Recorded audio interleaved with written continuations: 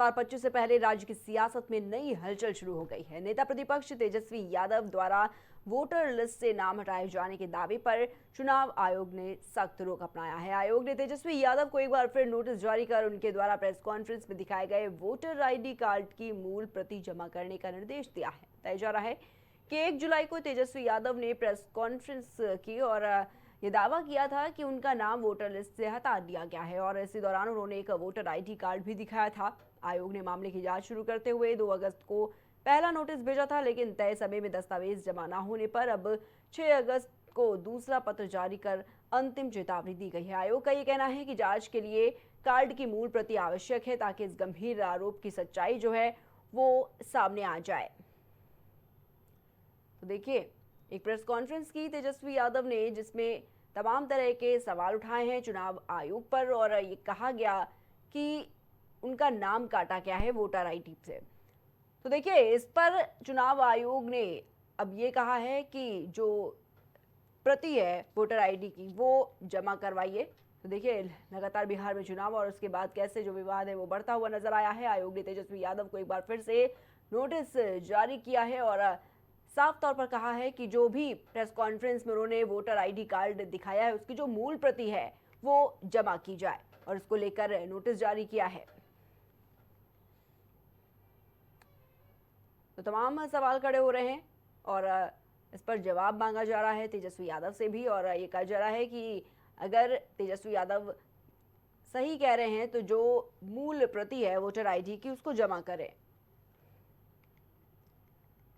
तो आयोग ने वोटर आईडी की असली कॉपी मांगी है और इसको लेकर तेजस्वी यादव को नोटिस भी थमा दिया है। तो बिहार विधानसभा चुनाव से पहले राज्य की सियासत में काफी हलचल देखी जा रही है। नेता प्रतिपक्ष तेजस्वी यादव के द्वारा वोटर लिस्ट से नाम हटाए जाने के दावे पर चुनाव आयोग अब काफी सख्त नजर आ रहा है। तो चुनाव से पहले तेजस्वी यादव को नोटिस जारी की है और आयोग ने ये कहा है कि जो तेजस्वी यादव की असली वोटर आईडी है, यानी कि जो मूल प्रति है, उसको जमा कर और इसको लेकर एक नोटिस भी थमाया गया है।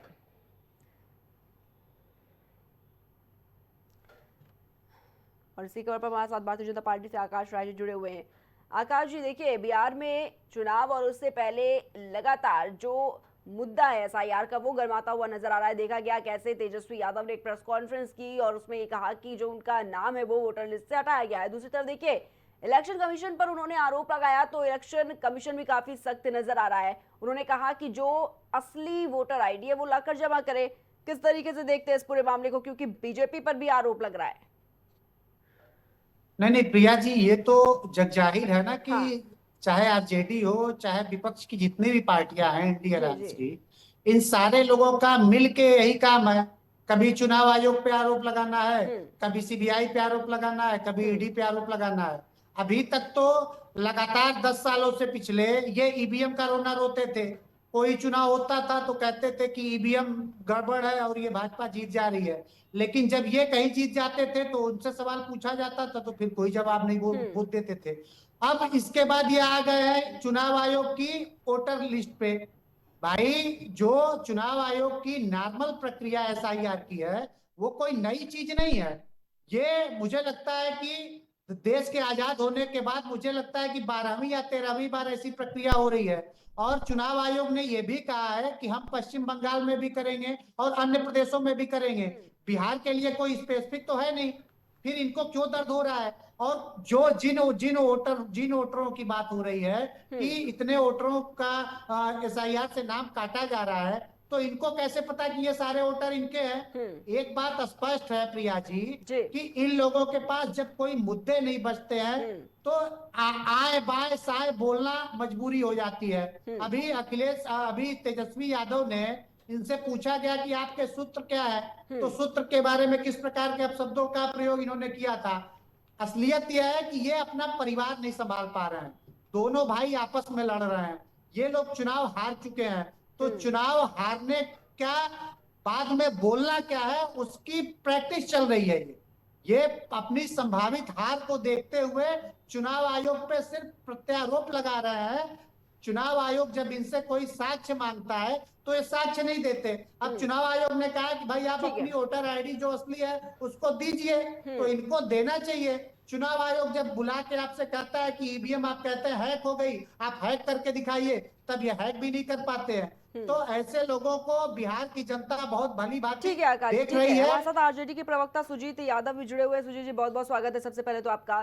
सुजीत जी, जिस तरीके से तेजस्वी यादव लगातार मुद्दा उठाते नजर आए हैं, चुनाव आयोग पर तमाम सवाल खड़े कर रहे हैं और ये कहा कि वोटर लिस्ट से उनका नाम हटाया गया है। अब चुनाव आयोग इस पर सख्त नजर आ रहा है। वो ये कह रहे हैं कि जो आपकी असली वोटर आईडी है, जो मूल प्रति है, वो हमको सौंपिए। क्या कुछ कहेंगे आप इस पर? चुनाव आयोग तो गोदी आयोग बन चुका है, ये आपको भी पता है और पूरा बिहार के जनता को पता है और पूरा बिहार जान रहा है। अगर यही चुनाव आयोग को अगर वोटर लिस्ट से नाम ही काटना था तो 2024 में चुनाव आयोग सोया हुआ था क्या? और अगर इसी वोट से देश के माननीय प्रधानमंत्री जी प्रधानमंत्री बने हैं तो उस समय बिहार का वोटर फर्जी नहीं थे क्या? और आज बिहार में जो चुनाव आ गया है, 2 महीना बाद चुनाव है, तो बिहार को वोटरों को काट दिया जा रहा है। ये तो सरासर मतलब भाजपा और जदयू का चाल है बिहार में। ये तो सरासर उन लोग को, तेजस्वी प्रसाद यादव जी को, लोकप्रियता को देखते हुए ये लोग समझ चुके हैं कि हम चुनाव हार रहे हैं, तो किसी तरीका से बिहार में चाह रहे हैं कि हम अपना सरकार बनाए। आज जैसे 2020 में भी ये लोग किए थे, हमारे प्रत्याशी को 1600 वोट से, तो 500 वोट से, तो 25 वोट से ये लोग हराए थे। तो ये लोग, भाजपा वाले के पास कोई मुद्दा थोड़ी है। भाजपा वाले पास चोर दरवाजा से सरकार बनाना चाहते हैं। जैसे देश में भी चोर दरवाजा से सरकार बनाते हैं, उसी तरीके से बिहार में भी चोर दरवाजा से सरकार बनाना चाहते हैं। चुनाव आयोग अब चुनाव आयोग नहीं रह गया है, चुनाव आयोग गोदी आयोग बन चुका है। सुजीत जी, लेकिन इलेक्शन कमीशन तो इस पर जांच कर रही है। वो ये कह रही है कि जो भी आपने वोटर आईडी कार्ड दिखाया अपनी प्रेस कॉन्फ्रेंस में, वो लाकर जमा करिए। चुनाव आयोग तो ये नहीं कह रहा है कि अब इस पर जांच नहीं करेंगे, वो तो जांच करने के लिए तैयार है। आप बताइएगा श्रीमान, आप बताइएगा कि इपिक नंबर भी चेंज होता है क्या? तेजस्वी प्रसाद यादव जी का इपिक नंबर भी चेंज कर दिए हैं ये लोग। सरासर मतलब आनंद फानन में कि तेजस्वी प्रसाद यादव जी का नाम काट दिया गया था। जब आवाज उठाए विपक्ष के नेता लोग, तो आनंद फानन में इपिक नंबर चेंज करके और तेजस्वी प्रसाद यादव जी का वोटर लिस्ट में नाम चढ़ाया लोग। ये लोग किसी भी, चाहे जो करना पड़े, ये लोग को किसी भी हालत में चाह रहे हैं कि बिहार में सरकार हमारी बने। ये लोग, भाजपा वाले लोग, जदयू वाले लोग, तेजस्वी प्रसाद यादव जी की लोकप्रियता को देखते हुए ये लोग पूरा घबराए हुए हैं।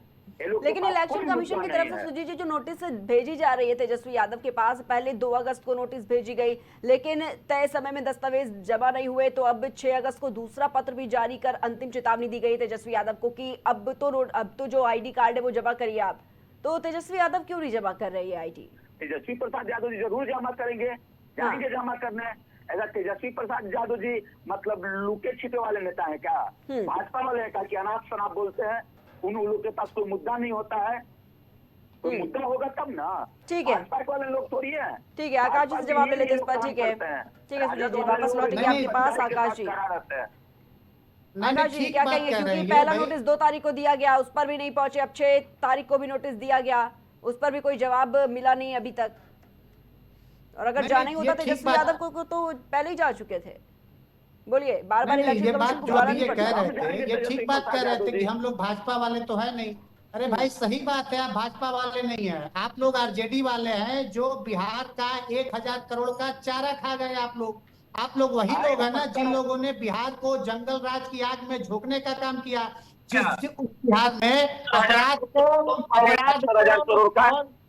को आपने व्यापार बना के रखा था, ये आपके ही शासनकाल में होता था। और आज जब आपसे प्रूफ मांग रहा है चुनाव आयोग, तो आप भाजपा और जेडीयू पे आरोप लगा रहे हैं। आपके शासनकाल में क्या हो रहा है? आपके शासनकाल में 70,000 करोड़ का लूट हुआ है बिहार में। जेडीयू के कार्यालय से संचालित होने वाली संस्था नहीं है, वो एक संवैधानिक संस्था है।